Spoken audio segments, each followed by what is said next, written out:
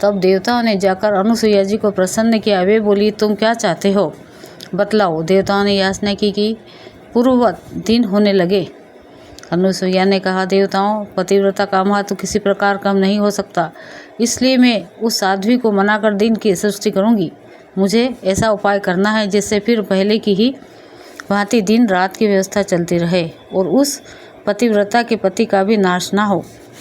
पुत्र ने कहा, देवताओं ने यूँ कहकर अनुसुईया देवी उस ब्राह्मणी के घर गई और उसके कुशल पूछने पर उन्होंने अपने आप को स्वामी की तथा अपने धर्म की कुशल बताई। अनुसुईया बोली, कल्याणी, तुम अपने स्वामी के मुख का दर्शन करके प्रसन्न तो रहती हो ना? पति को संपूर्ण देवताओं से बड़ा मानती हो ना? पति की सेवा से ही मुझे महान फल की प्राप्ति हुई है तथा संपूर्ण कामनाओं एवं फलों की प्राप्ति के साथ ही मेरे सारे विघ्न भी दूर हो गए। साध्वी मनुष्य को 5 ऋण सदा ही चुकाने चाहिए। अपने वर्ण धर्म के अनुसार धन का संग्रह करना आवश्यक है। उसके प्राप्त होने पर शस्त्र विधि के अनुसार उसका सत्य पात्र को दान करना चाहिए। सत्य, सरलता, तपस्या, दान और दया से सदा युक्त रहना चाहिए। राग द्वेष का परित्याग करके शस्त्रोक्त कर्मों का अपनी शक्ति के अनुसार प्रतिदिन श्रद्धापूर्वक अनुष्ठान करना चाहिए। ऐसा करने से मनुष्य अपने वर्ण के लिए विहित उत्तम लोकों को प्राप्त होता है। पतिव्रते इस प्रकार महान क्लेश उठाने पर पुरुषों को प्रजापत्य आदि लोकों की प्राप्ति होती, परंतु स्त्रियां केवल पति की सेवा करने मात्र से पुरुषों के दुख सहकर उपार्जित किए हुए पुण्य का आधा भाग प्राप्त कर लेती है। स्त्रियों के लिए अलग यज्ञ, श्राद्ध या उपास का विधान नहीं है। वे पति की सेवा मात्र से ही उन अविष्ट लोकों को प्राप्त कर लेती है। अतः माँ भागे, तुम्हें सदा पति की सेवा में अपना मन लगाना चाहिए, क्योंकि स्त्री के लिए पति ही परम गति है। पति जो देवताओं, पितरों तथा अतिथियों की सत्कार पूर्वक पूजा करता है, उसके भी पुण्य का आधा भाग स्त्री अन्य चित्त से पति की सेवा करने मात्र से प्राप्त कर लेती है। अनुसुईया जी के वचन सुनकर पतिव्रता ब्राह्मणी ने बड़े आदर के साथ उनका पूजन किया और इस प्रकार का स्वभावत सबका कल्याण करने वाली देवी स्वयं आप यहाँ पधार कर पति की सेवा में मेरी पुनः श्रद्धा बढ़ा रही हो। इससे मैं धन्य हो गई। यह आपका मुझ पर बड़ा अनुग्रह है। इसी से देवताओं ने भी आज मुझ पर कृपा दृष्टि की है। मैं जानती हूँ कि स्त्रियों के लिए पति के समान दूसरी कोई गति नहीं है। पति में किया हुआ प्रेम यह लोक और परलोक में ही उपकार करने वाला है। यशस्विनी, पति के प्रसाद से ही नारी इस लोक और परलोक में भी सुख पाती है, क्योंकि पति ही नारी का देवता है। माँ भागे, आज आप मेरे घर पर पधारी हैं। मुझसे अथवा मेरे इन पतिदेव से आपको जो भी कार्य हो उसे बताने की कृपा करें। अनुसुईया बोली, तुम्हारे वचन से दिन रात की व्यवस्था का लोप हो जाने के कारण शुभ कर्मों का अनुष्ठान बंद हो गया है, इसलिए ये इंद्र आदि देवता मेरे पास दुखी होकर आए हैं और प्रार्थना करते हैं कि दिन और रात की व्यवस्था पहले की तरह अखंड रूप से चलती रहे। मैं इसी के लिए तुम्हारे पास आई हूँ।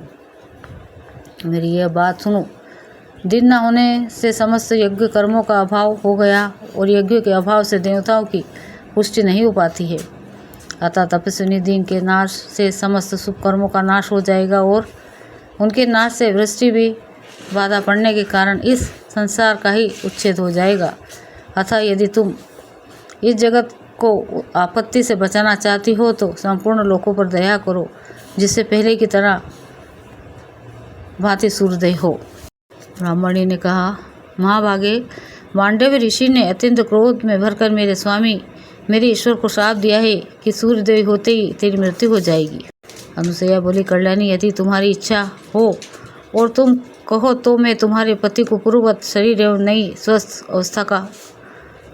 अवस्था का कर दूंगी।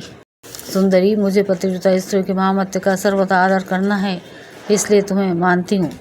पुत्र सुमति कहता है, ब्राह्मणी के तथास्तु कहकर स्वीकार करने पर तपस्विनी अनुसुईया ने अर्ध हाथ में लेकर सूर्योदय का आह्वान किया। उस समय तक 10 दिनों के बराबर रात बीत चुकी थी।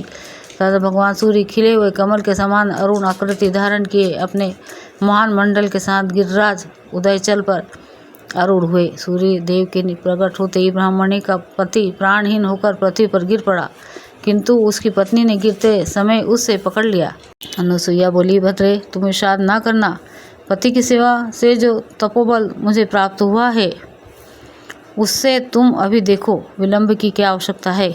मैंने जो रूपशील, बुद्धि एवं मधुर भाषण आदि सद्गुणों में अपने पति के समान दूसरे किसी पुरुष को कभी नहीं देखा है, उस सत्य के प्रभाव से यह ब्राह्मण रोग से मुक्त हो फिर से तरुण हो जाए और अपनी स्त्री के साथ ही 100 वर्षों तक जीवित रहे।